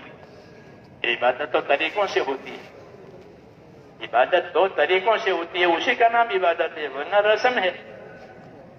نماز کے طریقے دیے، ہر عمل کے طریقے دیے، اس کی فضیلتیں دی، تاکہ فضیلت کے شوق میں اور طریقوں کی تابعداری میں وہ عبادت کی جائے تو وہ عبادت صحیح ہو، جانی عبادت، مالی عبادت۔ اس لیے اس کا علم ہونا ضروری ہے میرے دوستوں۔ ہماری دعوت صرف نکل جانے کی نہیں ہے کہ نکلو، بلکہ نکلنا اسی لیے ہے کہ نکلنے میں محنت بھی کرنے گے، کہ دعوت کی بھی محنت، عبادت کی بھی محنت، سیکھنے سکھانے کی بھی محنت، اخلاق کی بھی محنت، دعاؤں کی ہر چیز کی تو محنت، کہ ان تمام چیزوں کے ساتھ محنت لگی ہوئی ہے۔ کہ سیکھنے کی بھی محنت، کہ سیکھیں گے۔ دعوت ایسا کام ہے کہ اس میں اپنی بہت چیزیں سیکھ سکتے ہیں، دین کی بھی، اپنی ضرورت کی بھی، ایسے ایک سادہ محنت دی ہے کہ نکلنے کی وجہ سے بہت چیزیں سیکھنے کے موقع آ جاتے ہیں۔ اس میں طریقے سیکھے جائیں گے، جو جاننے والے ہیں وہ اپنے ساتھیوں کو طریقے سکھاویں، اس کے طریقے بتاویں، اس کی فضیلتیں بتاویں، تاکہ وہ عمل صحیح ہو جائے۔ علم و ذکر کے ساتھ دعوت ہے، علم و ذکر کے ساتھ خروج ہے۔ علم و ذکر دعوت کے دو پہیے ہیں، جیسے گاڑی کے دو پہیے ہوتے ہیں، گاڑی تو کم سے کم دو پہیے ہوتے ہیں، دو پہیے سے گاڑی چلتی ہے۔ ضرور فرماتے تھے کہ علم و ذکر یہ دعوت اور تبلیغ کی گاڑی کے دو پہیے ہیں، اگر علم و ذکر نہیں ہے تو اس کے پہیے نہیں، وہ کیسے چلے گی؟ تو دعوت علم و ذکر کے ساتھ، دعوت عبادت کے ساتھ، دعوت یقین کے ساتھ، دعوت حسن معاشرت کے ساتھ، کہ ہم دعوت کے ذریعے سے حسن معاشرت، ایک دوسرے کے ساتھ انصاف، ایک دوسرے کے ساتھ احسان، ایک دوسرے کے ساتھ اچھا سلوک، اس کی بھی دعوت، اس کو اپنی زندگی میں بھی اتاریں گے، دوسروں کی زندگی میں لانے کی محنت بھی کریں گے۔ ایسا کیا ہوگا؟ کیسے معاشرت، آپس کا رہن سہن صحیح ہو جائے گا۔ دنیا میں دو چیزیں ہیں، رہن سہن، لین دین، رہن سہن اور لین دین، کہ گھروں میں رہن سہن ہے، آپس میں رہن، اور بازاروں میں لین دین ہے۔ اپنے رہن سہن کو بھی دین پر لانا ہے اور اپنے لین دین کو بھی دین پر لانا ہے۔ علم و ذکر کا یہ تقاضا ہے، علم و ذکر کا یہ تقاضا ہے کہ تم کو فضیلت ہر چیز کے بجائے، تجارت کی فضیلت ہے، تجارت خالی دنیا داری نہیں ہے، کہ تجارت تو بہت اچھا عمل ہے، اس کی حدیثوں میں فضیلت ہے۔ تاجر کی تجارت کی فضیلت ہے، زمیندار کی زمینداری کی فضیلت ہے، مزدور کی مزدوری کی فضیلت ہے، جیسا ذکر کرنے کی فضیلت، قرآن پاک پڑھنے کی فضیلت، نماز پڑھنے کی فضیلت، اس کا ثواب۔ ان شعبوں کا بھی، ان شعبوں کے بھی فضائل ہیں کہ ان شعبوں میں دین کے ساتھ رہو تو ان شعبوں کی فضیلتیں بھی۔ تو علم ذکر کا مطلب ہے کہ ہر شعبے کے فضائل، ہر شعبے کے مسائل، کہ بھئی اس کی یہ فضیلت ہے اور اسے کرنے کا یہ طریقہ ہے۔ اگر وہ معلوم ہے تو دوسروں کو سکھاؤ، نہیں معلوم ہے تو جاننے والوں سے سیکھو، کہ تاکہ اس کا حق ادا ہو جائے۔ سمجھ میں آئی بات؟ ہاں، صحابہ پوچھتے رہتے تھے اور عمل بھی کرتے رہتے۔ پوچھنا علم ہے، پھر عمل کرنا ہے۔ پوچھا ہی نہیں ہے تو عمل میں کیسے آئے گا؟ پوچھا ہے، طریقہ بتایا تو اب عمل میں آئے گا۔ جیسے ابھی ابن حاتم نے شکار کے بارے میں پوچھا، اب شکار کا ان کو طریقہ بتایا، اس طریقے سے شکاری کتے شکار کریں تو وہ حلال ہے، تو ان کو راستہ مل گیا۔ اس لیے میرے دوستوں، دعوت علم و ذکر کے ساتھ، کہ پوچھنے کی چیز پوچھنا، سیکھنے کی چیز سیکھنا، تاکہ اطاعت میں جو کسر ہے وہ دور ہو جائے۔ اطاعت علم کے ساتھ ہوگی۔ اطاعت کا علم نہیں ہے تو اطاعت کیسے کرے گا؟ تابعداری کیسے کرے گا؟ تو یہ زندگی کی ذمہ داری ہے میرے دوستوں۔ اسے زندگی کے سارے کام جہالت میں سے نکل کر علم پر اور دین پر آ جائیں گے۔ حضور صلی اللہ علیہ وسلم یہی کام کیا کہ جو کام جہالت کے ساتھ ہوتے تھے اس کو بند کیا، جہالت سے نہیں، علم سے۔ لوگ خانہ کعبہ کا طواف کرتے تھے جاہلیت کے زمانے میں، ننگا طواف کرتے تھے۔ مرد دن میں ننگا طواف کرتے تھے، عورتیں رات میں ننگا طواف کرتے تھے، اور ان کو فریب یہ دکھایا گیا تھا کہ تمہارے کپڑے میں تم لوگوں نے گناہ کیا ہے تو گناہ والے کپڑوں سے اللہ کے گھر کے درمیان آ کے پھرو گے، کپڑے اتارو۔ یہ شیطان، ظاہر بات ہے کہ جب مرد عورت ننگی ہوں گے تو کیا ہوگا؟ وہ بن گیا کہ آئندہ کوئی ننگا طواف نہیں کرے گا۔ جاہلیت کی بات، یہ مثال ہے کہ جو چیزیں جاہلیت کی تھی بغیر علم کی وہ بند ہو گئی۔ آپ صلی اللہ علیہ وسلم کی دعوت دینے سے، آپ کی تعلیم سے، آپ کی محنت سے، وہ یہی مثال ہے کہ زندگی جس شعبے میں جہالت ہے وہ ختم۔ اب ہمارا شعبہ علم کے ساتھ چلے گا، پوچھ کر کچھ صحیح کریں گے، یہ دعوت ہے۔ الحمدللہ اس دعوت کی برکت سے ان شعبوں میں بہت زیادہ اصلاح ہوئی ہے۔ تاجروں نے اپنی تجارت میں اصلاح دی ہے، اس طرح دوسرے لوگوں نے اپنی اپنی زندگی کے کاموں میں اس کام کی برکت سے اصلاح دی ہے، وہ جو غلط چیز تھی اس کو چھوڑی۔ خیر آ رہی ہے کیونکہ محنت ہو رہی ہے۔ اگر یہ محنت اور آگے بڑھے گی تو پھر ہر طرح کی خیر جو حضور صلی اللہ علیہ وسلم دنیا میں لے کر آئے ہیں وہ ملے گی۔ آپ صلی اللہ علیہ وسلم فرماتے تھے کہ میں تمہارے پاس دنیا اور آخرت کی خیر لے کر آیا ہوں، میری بات مان لو سلامت رہو گے۔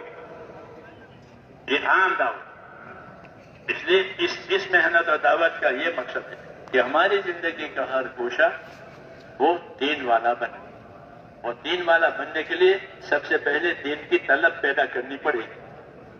طلب نہیں ہے، بے طلب کو کوئی چیز دو تو وہ قدر نہیں کرے گا۔ بھوکے کو کھانا دو، پیاسے کو پانی دو تو وہ پیے گا اور کھائے گا کھانا، کیونکہ اس کو بھوک ہے، اس کو پیاس ہے۔ امت میں دین کی طلب نہیں ہے، ہاں مال کی طلب ہے، دوسری چیزوں کی طلب ہے، دین کی طلب نہیں۔ دین کے بارے میں شعر ہے، مولانا جیسا یہ کہتے تھے کہ امت میں سے دین کی طلب نکل گئی ہے، تو بے طلبوں کو کیسے دیں گے؟ اور وہ لیں گے تو کیا کریں گے؟ ان کو طلب تو ہے نہیں، کہتے ہیں طلب پیدا کراؤ۔ دعوت کی اس محنت کے ذریعے سے امت کو سب سے بڑا فائدہ یہ ہوا ہے اور ہو رہا ہے کہ امت میں دین کی طلب آ رہی ہے، دین کی اہمیت اور فکر آ رہی ہے۔ اب وہ جتنی طلب بڑھے گی اتنے وہ دین کے دوسرے شعبوں میں دین جائے گا۔ تاجروں میں دین کی طلب آ جائے گی تو اپنی تجارت میں دین کی فکر کرے گا۔ اس لیے ہم تاجروں کو دعوت دیتے ہیں، زمینداروں کو دعوت دیتے ہیں کہ تاکہ ان میں دین کی طلب آئے تو اپنے شعبے میں اس میں دین کو قائم کریں۔ غریبوں میں غریبیوں کا دین، مالداروں میں مالداری کا دین۔ ہاں غریبی خدا کی طرف سے ہے، مالداری خدا کی طرف سے ہے، بیماری خدا کی طرف سے ہے، تندرستی خدا کی طرف سے ہے، لیکن ان حالتوں کا بھی دین ہے. بیماری میں بیماری کا دین ہے، مسافر کے لیے سفر کا دین ہے. یہ دعوت ہے میرے دوستوں. یہ دعوت اسی وجہ سے ہے. یہ دعوت جب چلے گی تو ہر شعبے والا، ہر حالت والا اس میں دین کی طلب آئے گی، اور وہ اپنی طلب کے بقدر اپنے اس حالت کے لیے دین حاصل کرے گا. فرماتے تھے امت میں دین کی طلب نہیں ہے، یہ محنت چلی تو اللہ تعالیٰ امت میں دین کی طلب لائے گا. کیونکہ اس میں فضائل بھی ہیں، اس میں فضائل سنائے جاتے ہیں، ذمہ داری بتائی جاتی ہے، اہمیت بتائی جاتی ہے، ثواب عذاب کی بات ہوتی ہے. اس لیے یہ اندر اثر کرتی ہے، یہ اندر اثر کرتی ہے. اور پھر اخلاق کے ساتھ، اخلاص کے ساتھ کام کرنے کی ہدایت ہوتی ہے کہ اخلاق کے ساتھ کام کرو، اخلاص کے ساتھ کام کرو. کوئی غرض نہیں ہے لوگوں سے، نہ ہم لوگوں سے مال مانگتے ہیں، نہ ہم لوگوں سے مرتبہ مانگتے ہیں، نہ اپنی عزت مانگتے ہیں، کچھ نہیں.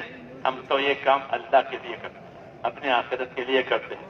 یہ مخلص کہلاتے ہیں کہ اپنی جان مال لگاتے ہیں، کسی سے کچھ نہیں مانتے. یہاں جو مخلص ہوں گے وہی ہدایت کا ذریعہ بنیں گے. المخلصون ہم مصابیح الہدی، کہ جو مخلصین ہیں وہ ہدایت کے سراغ ہیں کہ ان کے ذریعے اللہ صحیح راستہ کھولے گا.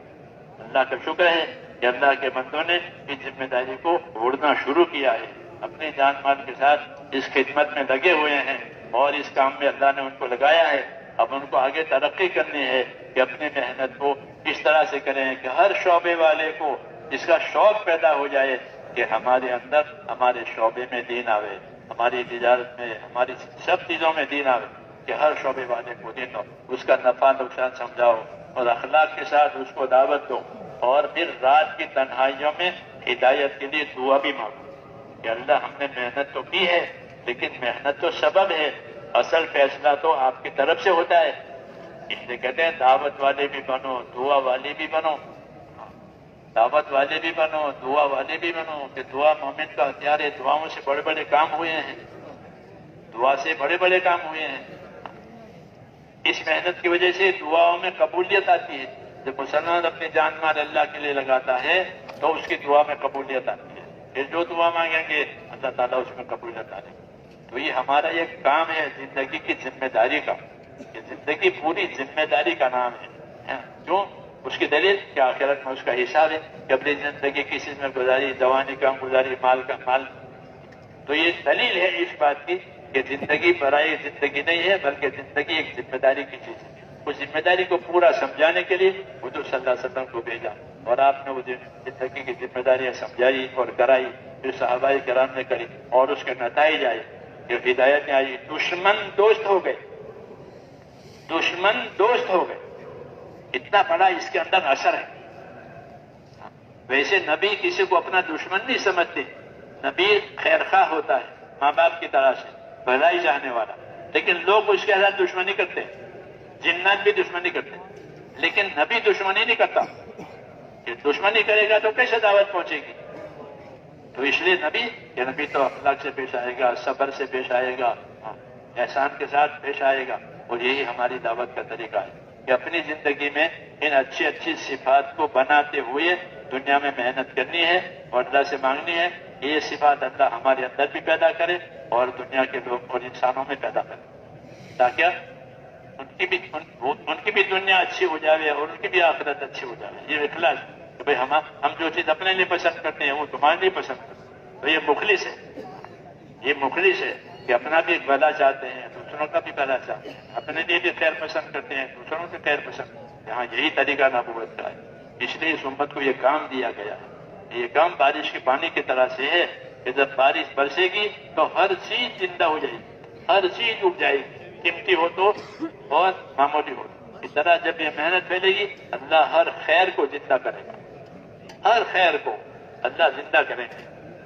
کیوں؟ یہ پانی کی طرح سے. آپ نے فرمایا میری بعثت بارش کے پانی کی طرح سے.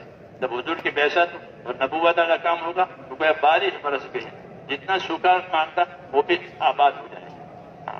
اس لیے کہا کہ محنت کے ذریعے سے دلوں کو ہدایت ملتی ہے، اور یہی زندگی کا اصل مقصد ہے کہ زندگی ہدایت پر آوے اور آخرت کامیاب بنے. اس کے لیے میرے دوستو اللہ نے یہ کام دیا ہے، اور کرنے کے لیے ہم کو اسباب دیے ہیں. جانی مالی طاقت یہ بطور امانت کے لیے ہے کہ اپنی جانی مالی طاقت سے اس کام کو کرنا بھی ہے اور دوسروں کو دعوت کے ذریعے سے اخلاق احسان کے ذریعے سے سمجھا کر کے ان سے بھی کرانا ہے، کیونکہ ہر ایک کے پاس اس کی جان مال امانت ہے، وہ اس امانت سے حق ادا کرے۔ اس لیے یہ امت بہترین امت ہے، اس کا کام بہترین ہے، اپنا بھی بھلا دوسروں کا بھی بھلا۔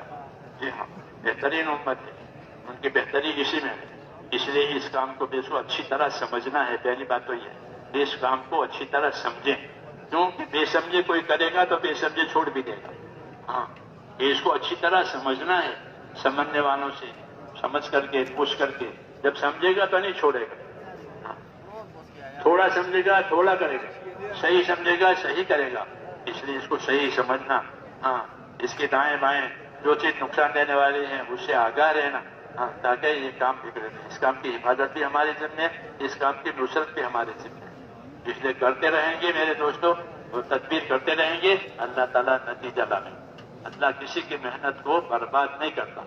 اِنَّا لَا نُضِيعُ أَجْرَ مَنْ أَحْسَنَ عَمَلًا، ہم کسی اچھے کرنے والے کی محنت کو برباد نہیں کرتے، بلکہ اس کو نتیجے پر لے جائیں گے، تو اللہ نتیجے پہ لے جائے گا انشاءاللہ۔ اس امید پر کام کرنا ہے، اور حق تو دھیرے دھیرے پھیلتا ہے، دھیرے دھیرے پھیلتا ہے، جس طرح درخت دھیرے دھیرے اگتا ہے، ایسا حق دھیرے دھیرے پھیلے گا، اور جب اگے گا تو اپنی جڑوں پر اگ جائے گا، پھر اس کو کسی کی ضرورت نہیں۔ اس طرح دین اس دنیا میں قائم ہو جائے گا، دلوں میں قائم ہو جائے گا اللہ کی قدرت سے، اس لیے پھر وہ نکلے گا نہیں۔ ہاں، اس کی تاثیر ہے، لیکن کہ صحیح کام ہو تو اللہ سے میرے سو صحیح نیت کے ساتھ صحیح کام کرنا ہے، کرتے رہنا ہے، اور دوسروں کو اس کے لیے آمادہ کرنا ہے، تاکہ امت کی صلاحیتیں حق پر لگے۔ یہ سب سے بڑی ذمہ داری کہ امت کی صلاحیتیں حق پر لگ جائیں، امت کی صلاحیتیں باطل پر نہ لگیں۔ صلاحیتیں امانت ہے، اس امت میں بہت صلاحیت ہے، اللہ نے اس امت کو بڑی صلاحیت ہے، ایک ایک فرد میں بڑی صلاحیت ہے، حدیثوں میں وہ صلاحیتیں حق پر لگانی ہے۔ جب اس کام کو کریں گے تو صلاحیتیں حق پر لگیں گی۔ اس لیے میرے بھائیوں، ہم اس کے لیے ارادہ کریں، انشاءاللہ کریں گے، انشاءاللہ، اور کرتے رہیں گے، انشاءاللہ دوسروں سے بھی کرائیں گے، ہاں، اور اس کی محنت کو کرتے رہیں گے۔ ہاں، تو اس کے لیے تیار ہیں آپ حضرات؟ اللہ تعالیٰ آپ حضرات کی تیاریوں کو قبول فرمائے۔ اب جو جو تقاضے آپ کو دیے جائیں گے یہاں سے، آپ حضرات اس کو پورا کریں گے، اس کے لیے تیار ہیں؟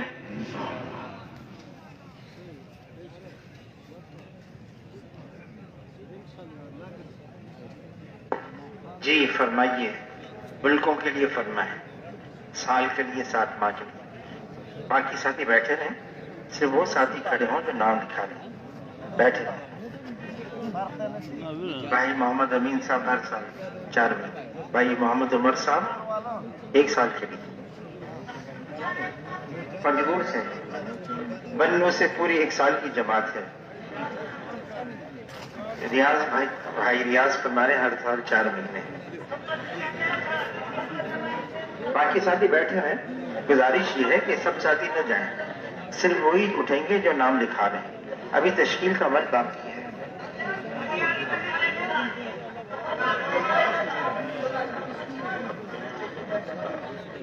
دامیان کیا کہہ رہے ہیں؟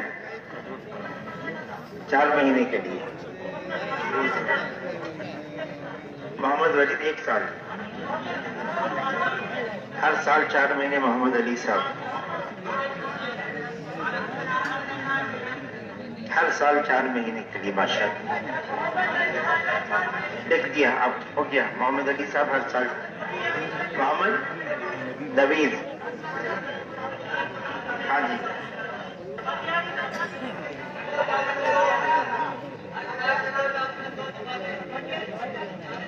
مٹیاری سے 40 ان کی پوری جماعت آئی ہوئی ہے۔ کہاں سے؟ ہاں، جھیرک سے 2 جماعتیں لڑک آئی ہوئی۔ ہر ضلع ہر سال 4 مہینے کے لیے۔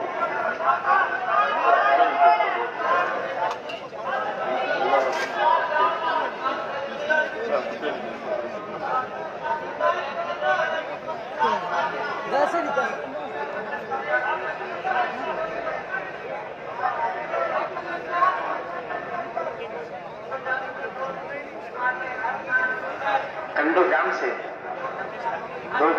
2 جماعتیں نگر، ٹھیک ہے، ہاں جی، نوشیر و فیروز مدینہ مسجد سے چلے کی پوری جماعت ہے.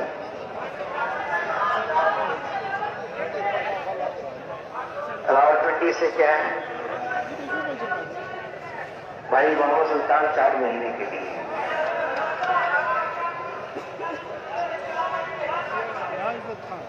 ہاں جی صحیح ہاں کی گوڑی چلو قربان دیں.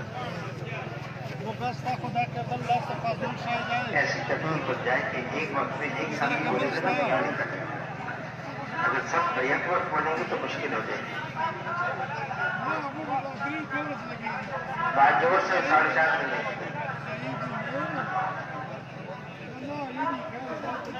کہاں سے بھائی شاہ سرگودا سے 4 مہینے کے.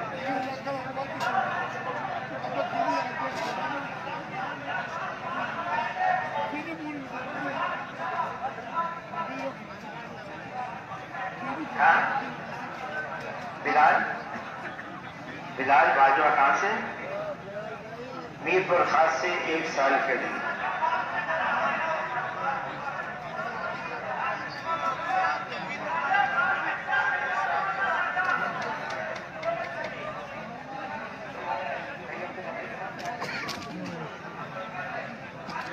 اللہ تعالیٰ آپ سب حضرات کے ارادوں کو عظمتوں کو قبول فرمائے. یہاں لکھ سکے بہت ساروں کے نام نہیں لکھ سکے, اللہ ان کو بھی قبول فرمائے. اب گزارش یہ ہے, اب گزارش تو سننا